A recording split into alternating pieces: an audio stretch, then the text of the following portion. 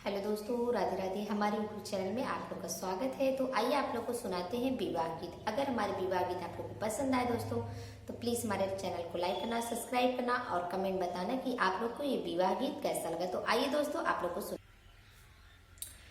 अरे अम्मावा की डरिया पे बोलेली कोयलिया, अरे बोलेली कोयलिया, अरे बोलिया बोले ले सुग्गा बोला रे लाला नामा।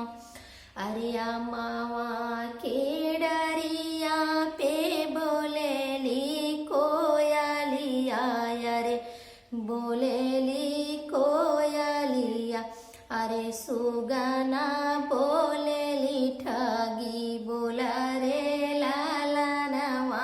अरे सुगना बोले ले ठगी बोली रे लाला नामा।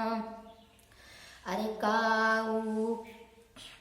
काऊ फला खाया बेटाया मामा की डरिया, अरे मामा की डरिया, अरे काऊ फला खाया ससुर रे लाला नामा। अरे काऊ फला खाया सासुरारी रे लाला नामा। आम फला खायो माई आमावा के डरिया, अरे आमावा के डरिया, अरे दूध भात खायो ससुर रे लाला नामा। अरे दूध भात खायो ससुरारी रे लाला नामा। नव मास मोरे बेटा कोखिया में रखल्यो, अरे कोखिया में रखल्यो, अरे नौ मासे दूधवा पियावो रे लाला नामा। अरे नव मासे दूधवा पियावो रे लाला नामा। एक राती गया बेटा अपने ससुरारिया, अरे अपने ससुरारिया, अरे सासू का ये तना बखानी रे लाला नवा। अरे सासू का ये तना बखानी रे लाला नवा।